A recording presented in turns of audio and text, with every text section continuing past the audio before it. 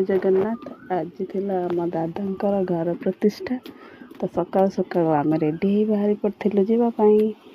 तो सेठी जाई पहुँचला बेलକୁ यज्ञ कार्य आरंभ हो जाइथिला।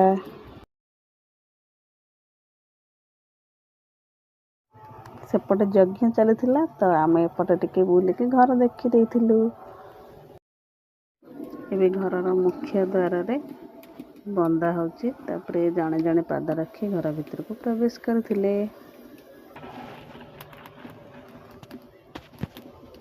तापर आम आसी जाइथिलु भोजी खाइबा पाई। तापर खाइ पी सारी एठी टिके गपसप होइथिलु। तापर संध्या